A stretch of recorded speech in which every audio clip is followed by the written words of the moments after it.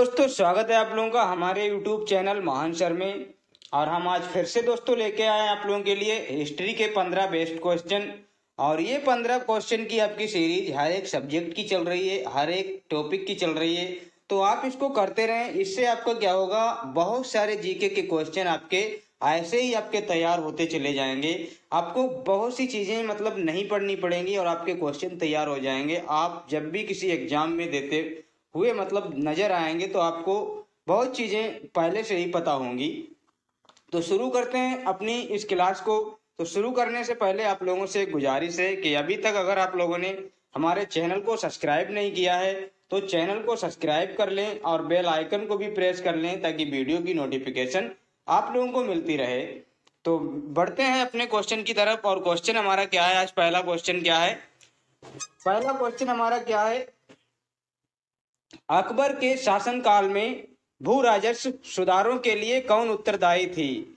तो बताइए आपका इसमें से कौन सा आपका फैक्ट है जो भू राजस्व सुधारों के लिए अकबर के काल में उत्तरदायी था। तो बताइए यहाँ पे क्या टोडरमल है, क्या ऑप्शन बी आपके बिहारी मल है, सी आपका जयसिंह है और डी आपका बीरबल है।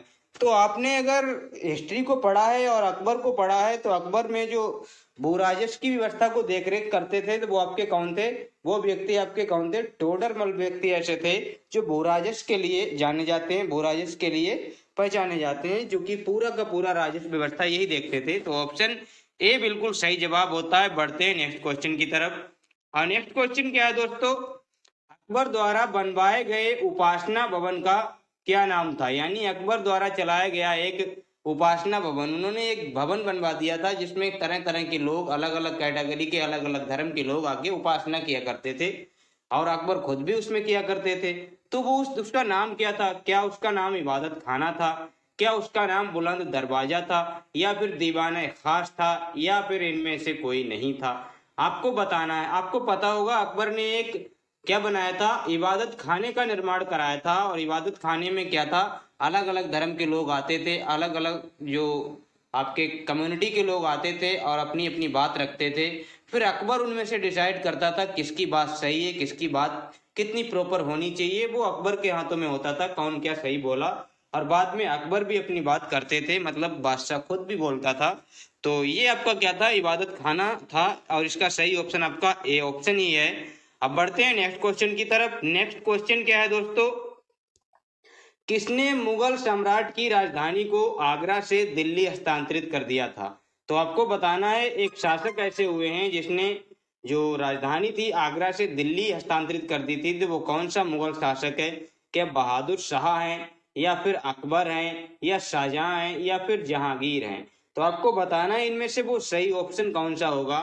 तो इसमें से जो मुझे सही ऑप्शन लग रहा है दोस्तों, शाहजहां ने ऐसा किया था कि राजधानी आगरा से दिल्ली ट्रांसफर कर दी थी। तो इसका सही ऑप्शन आपका ऑप्शन सी है, बिल्कुल राइट जवाब है दोस्तों। किसने आगरा से दिल्ली की थी, शाहजहां ने। बढ़ते हैं नेक्स्ट क्वेश्चन की तरफ। और नेक्स्ट क्वेश्चन क्या है, अकबर के युवावस्था में उनका संरक्षक था। जब अकबर युवावस्था में थे, युवावस्था बोले तो जब वो 10-12 साल के थे उस टाइम पे, मतलब जब वो राजा बने थे तो उस टाइम पे उनका जो संरक्षक कौन था। यानी 13 साल की उम्र में तो ये राजा ही बनते हैं, कुल 13 साल की उम्र में अकबर क्या होते हैं, राजा बन जाते हैं। तो उसमें ये खुद तो उतना मतलब टैलेंट भी नहीं था और उतने समझदार भी नहीं थे। तो इनको मतलब एक क्या था, संरक्षक की जरूरत थी। तो उसमें इनका संरक्षक था एक। तो उनमें से आपको बताना है क्या फैजी थे, या अबुल फजल थे, या फिर बैरम खां थे, या फिर हेमू। हेमू तो हो ही नहीं सकता। और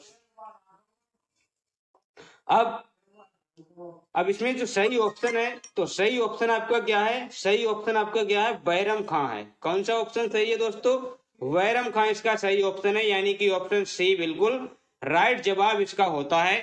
अब बढ़ते हैं नेक्स्ट क्वेश्चन की तरफ। और नेक्स्ट क्वेश्चन क्या है, नेक्स्ट क्वेश्चन हमारा है, निम्नलिखित में से किस स्थान पर नादिर शाह ने चढ़ाई नहीं की। आपको बताना है किस स्थान पे नादिर शाह ने चढ़ाई नहीं की थी।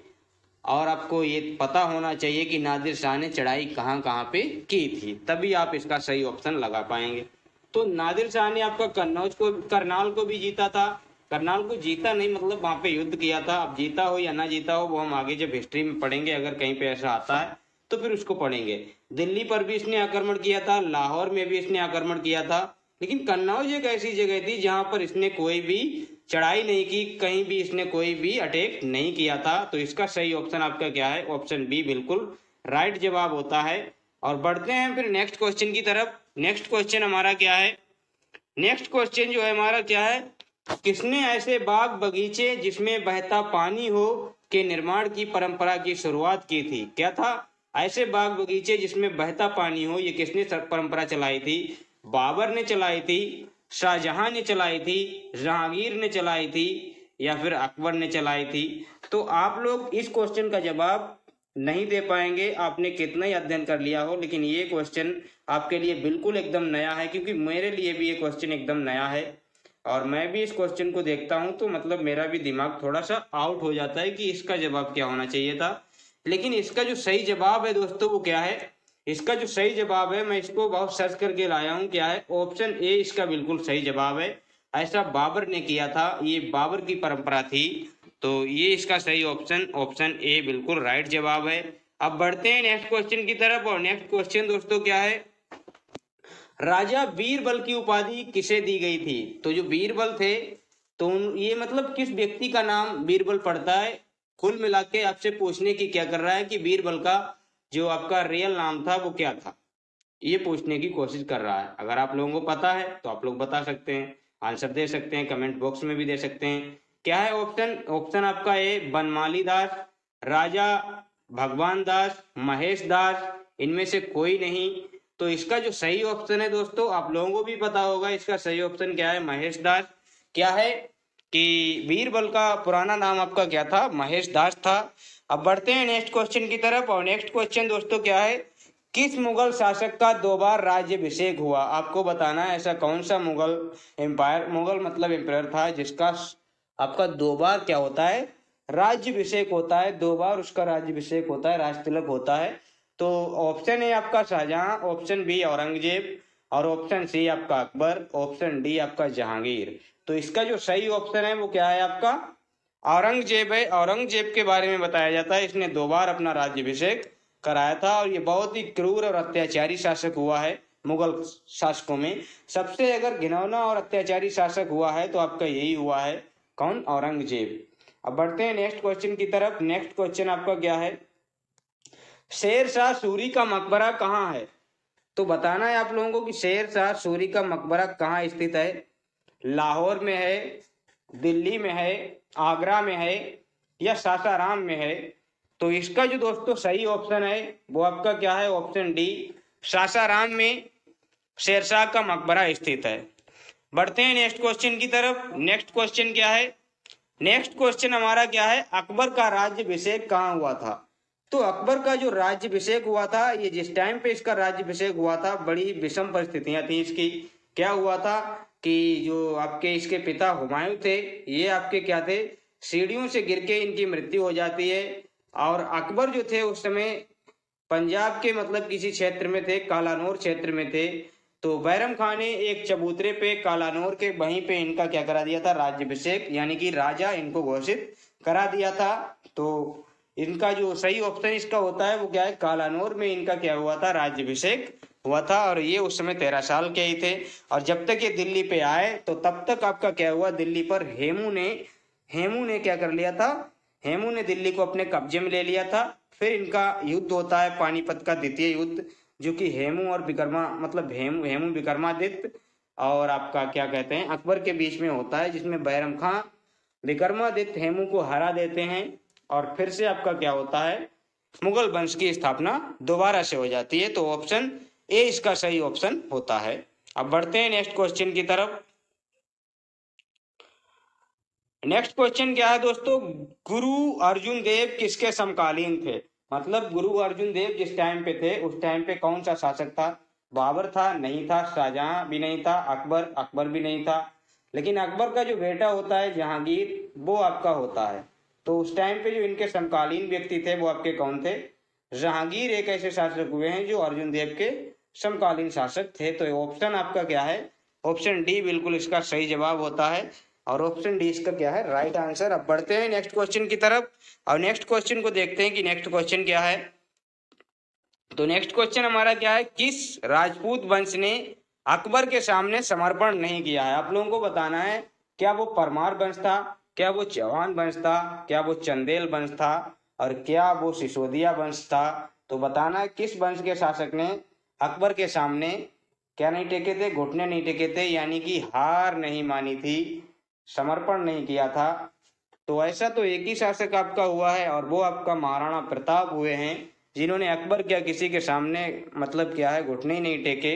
तो वो आपके सिसोदिया वंश के आपके थे, सिसोदिया वंश के शासक आपके महाराणा प्रताप थे, यानी कि ऑप्शन डी इसका बिल्कुल सही जवाब होता है। अब बढ़ते हैं नेक्स्ट क्वेश्चन की तरफ।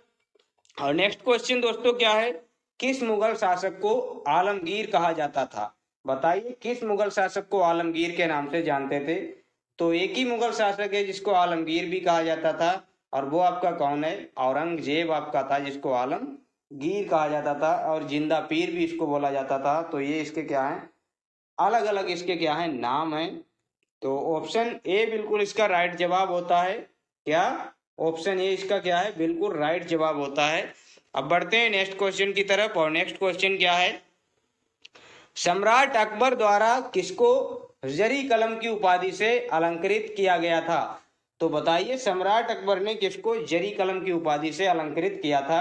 तो इसमें जो इसके ऑप्शन दिए हैं, मोहम्मद खां हैं, और आपके मीर सैयद हैं, मीर सैयद अली, अब्दुल समद हैं, मोहम्मद हुसैन हैं।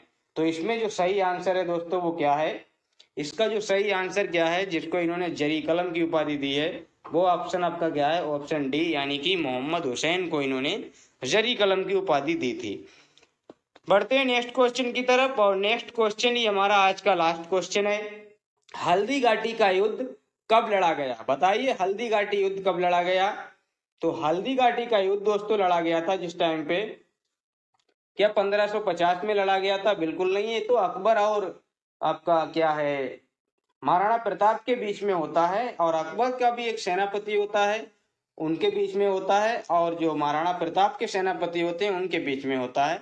तो दोनों के सेनापति आपस में युद्ध लड़ते हैं, हालांकि ना अकबर लड़ते हैं और ना ही आपका क्या है महाराणा प्रताप लड़ते हैं। तो इसका सही ऑप्शन क्या है, इसका सही ऑप्शन क्या है, 1576 में ये युद्ध होता है, यानी कि ऑप्शन बी बिल्कुल राइट जवाब है। अब बढ़ते हैं, बढ़ते क्या है, हमारा आज का ये लास्ट क्वेश्चन था। तो कैसे लगे आप लोगों को ये क्वेश्चन बताइएगा, और अगर अच्छे लगे हैं तो वीडियो को लाइक कर दें, और हमारे चैनल को सब्सक्राइब कर दें, और बेल आइकन को भी प्रेस कर लें, ताकि वीडियो की नोटिफिकेशन आप लोगों को मिलती रहे, और आप लोग अपने ज्ञान में, अपने नॉलेज में, अपनी एग्जाम में अच्छी प्रिपरेशन कर पाएँ, अच्छे एग्जाम में नंबर ला पाएँ, और अपने करियर को एक नई दिशा दे पाएँ। अगर मैं इसमें आपका थोड़ा सा भी हेल्प कर पा रहा हूँ तो इसके लिए मुझे बहुत खुशी होती है कि मैं थोड़ा सा भी कुछ कर पा रहा हूँ। तो फिर मिलते हैं किसी नेक्स्ट वीडियो में दोस्तों, तब तक के लिए धन्यवाद।